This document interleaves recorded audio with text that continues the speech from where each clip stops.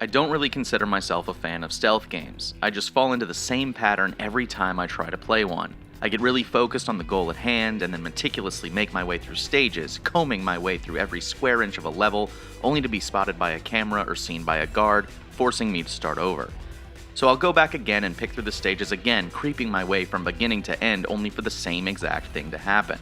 After repeating this series of failures multiple times, I'll get impatient and quickly start to rush through the rooms, leading to more failures and more resets until I drop the game altogether. But in spite of my love-hate relationship with stealth games, I've always considered myself an outsider fan of Splinter Cell and, more importantly, Sam Fisher, the main character. When I was younger, I read a couple of the books, played a few of the handheld ports of the games, including the side-scrolling n-gage port of Chaos Theory and the iOS port of Conviction. I'm so stupid. But after finding a copy of the original Splinter Cell on Xbox, I decided now was the time to crawl my way through the series that I claimed to love but never fully experienced. Come on everyone, let's do the Sam Fisher shuffle together.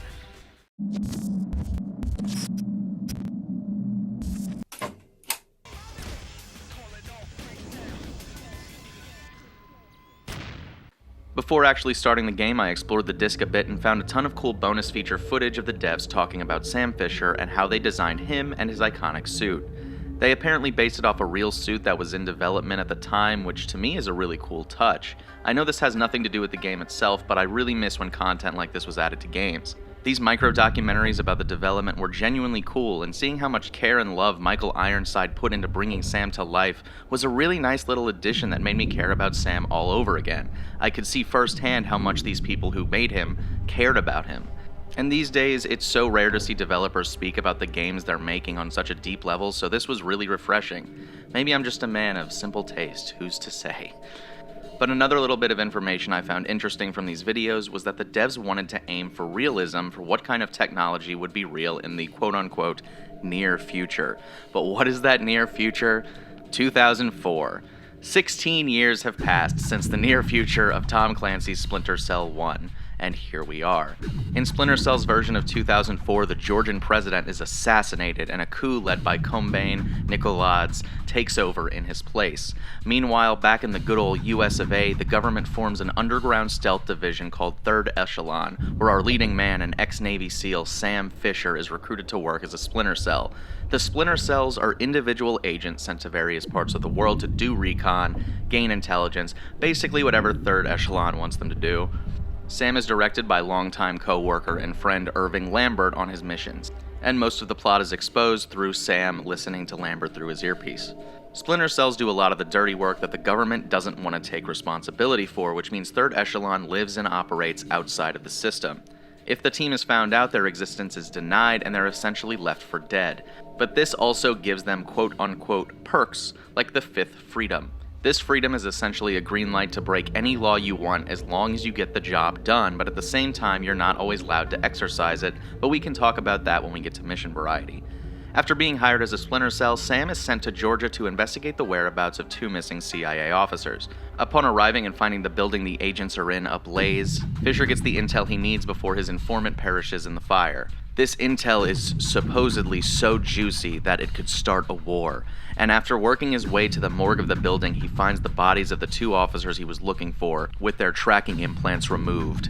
Fisher feels things getting fishy, and the story starts to unfold in different locales as Sam tries to uncover Nicolades' intentions and plans until it is revealed that after being pushed underground, Nicolades is trying to secretly gear up and build support for a war with the United States and is destroying evidence to make sure his plans aren't outed. Outside of Lambert and Sam talking, a lot of the exposition in the game comes from scenes of news coverage in between missions to set the stage for where Sam is about to be sent next. As such, it felt like the story is more or less happening around me, as opposed to being a major factor in it. Of course, there are outliers where your actions immediately affect the story, like when you prevent an execution from being broadcast live, but overall, I didn't really feel engaged with the story, unfortunately. But let's talk about Sam Fisher for a second. While I didn't really feel a connection to the story, I did still like the character of Sam Fisher. While his depth fills in later in the series, you can still get an idea of the person Sam is in the first game. He's a dad who loves his daughter more than anything, and that shows when he almost abandons his mission to go check on her when his line of communication is severed unexpectedly. But outside of his personal life, the kind of person Sam is widely comes down to the player controlling him. A lot of Splinter Cell can be played through with pacifism, meaning you can simply sneak past people or knock them out rather than killing them. The developers wanted to emphasize the lack of violence to get a T rating originally, and as a result, the required kills in this game are really low. However, that doesn't mean you can't whip out your pistol or rifle and mow down hordes of guards if you want. The choice is really up to you how challenging this already challenging game wants to be, and if you play through with pacifism, it's going to be much more challenging. And not playing through with pacifism really opens up the possibility to do some really crappy things. For instance, in one early mission I was making my way down a series of alleyways, taking out enemies by sneaking up on them or taking them out with my pistol, and when I looked up, I saw someone pacing back and forth on a raised apartment balcony. "Oh crap," I said, as I grabbed my gun and took aim. Boom, dead. All of a sudden, Lambert comes on my earpiece and says, "What the hell, Fisher? That was an innocent civilian." Fully programmed in 2020 for that to be an instant game over, I just chuckled and expected the game over screen to appear. But Lambert continues, "Any more nonsense like that and we're calling this mission off." Dang. You know you just gunned down a civilian, right? One more mistake like that and this mission's finished. And I was just stunned. I killed someone who had nothing to do with anything, and all I got was a sarcastic, "Ugh, really, Fisher?"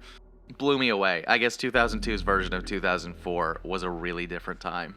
But as this video is called, Tom Clancy's Splinter Cell is difficult, but it has to be. It's time to stop beating around the bush and finally talk about the gameplay and how genuinely difficult this game is. Splinter Cell plays a lot like if 007 took Adderall. Whereas 007 is all flash and adrenaline, Sam Fisher is cool and collected and dead-eye focused on the task at hand. Much like James Bond, he has tools and gadgets at his disposal that give him the edge over a standard agent or a guard. He has two different kinds of guns, a pistol and a multi-purpose rifle that can shoot bullets, as well as non-lethal projectiles like cameras, sticky shockers, rubber pellets, and airfoil rounds. He has night vision and thermal goggles so he can see during any time of day or in any weather. On top of that, he has lockpicks and can use items he finds in the environment to distract and trap the guards. What I like most about Splinter Cell's arsenal of tools is that all the gadgets you are given are used throughout the game in different and clever ways, as opposed to having items that only fit objectives like once and then never again like in some other games. But there are times when you are restricted on what you can do, like lethality not being an option, where the game gets even more difficult. For instance, there is a level where you infiltrate an oil rig to chase down a laptop with crucial evidence before the rig is hit with an airstrike and the evidence is gone forever. This was a really quickly paced level. Then on the other hand, you have to infiltrate the CIA headquarters in order to track down a mole who might have had a hand in Nikolaz's plans. But since you're an American agent infiltrating an American building, you can't hurt anyone. You just have to knock them out and hide them, or it's basically mission over. But the people in the building can shoot and kill you though, so tensions are very high. There's also a sequence where you have to navigate a minefield by using thermal vision to find mines, but also use night vision to see where you're going, as well as unequipping both so you can see where the spotlights are so you don't get shot by snipers.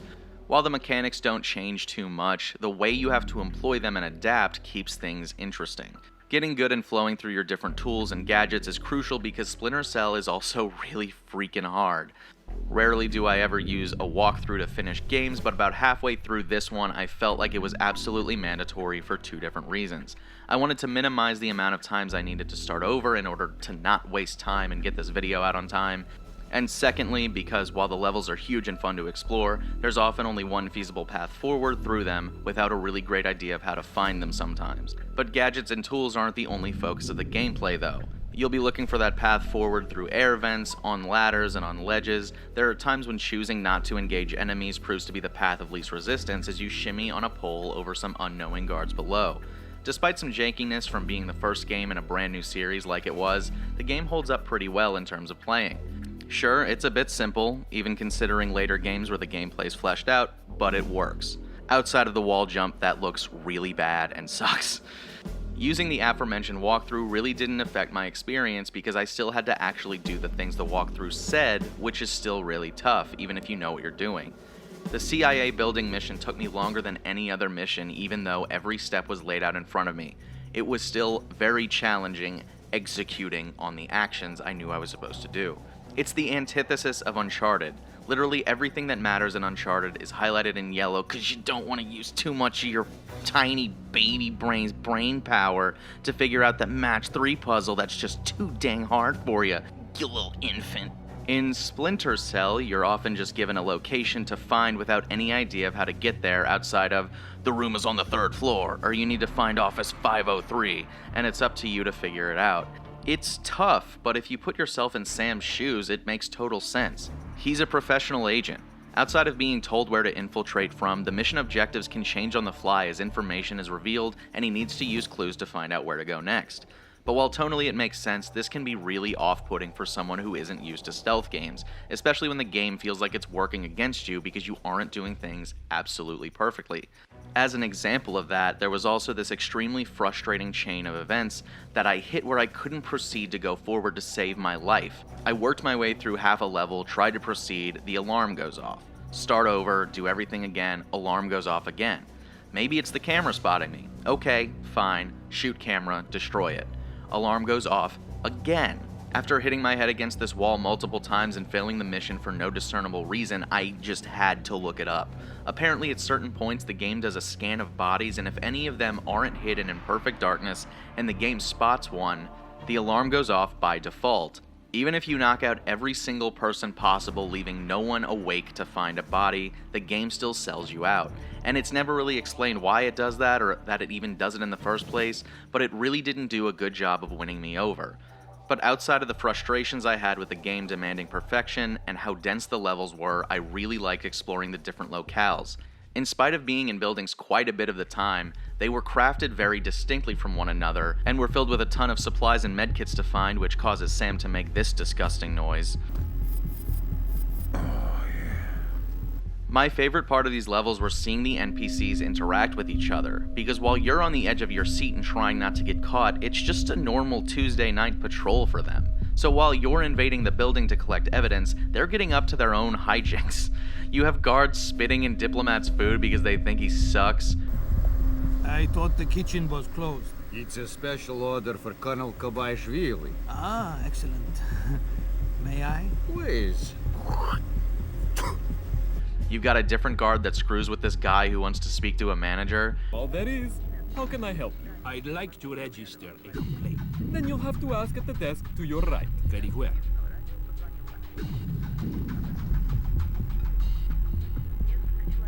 May I help you? You're the same cop. Yes, but this is the public relations desk. Fine. And you have agents who are complaining about how they're tired from being overworked because the budget of the CIA is just too gosh darn small. This is tight as security gets unless Congress admits we can't run this place on pocket change. I found myself laughing out loud to these because they were really just genuinely funny, and it added a complexity to the people you have the option to kill or leave alive. Splinter Cell does a really good job of showing the normalcy and humanity of these people before you kill them or knock them out, something that can't be said about a game that came out recently that forces you to kill people and then gives you a guilt trip about what you just did. I had a really good time with Splinter Cell, even though there were plenty of frustrating moments where I lost a lot of progress or saved myself into a corner. I understand why people still love Splinter Cell, and after playing the first one, I understand why people were so mad at Conviction so much. It took away the strongest elements of the series like the stealth and precision, and made Sam Fisher just another guy with a gun. But for as much as I like and recommend this game, I know it isn't for everyone. If you don't like stealth games, this one's probably not going to change your mind, and that's likely what most of the question of if you should play it or not comes down to. And the funny thing is, if you do know what Splinter Cell is and you like stealth games, well, you've probably already played it already, so what's even the point of this video? Anyway, that's going to do it for this week. Thank you so much for watching. If you liked the video, be sure to leave a like on it. If you want to talk to me about Splinter Cell and Sam Fisher, please leave it in the comments down below. I love talking to y'all. And lastly, if you want more videos like this and never want to miss a video, be sure to hit the subscribe button and hit that bell icon to make sure you're notified every time I post one of these. But anyway, I will see you all next week, and have a great rest of your day.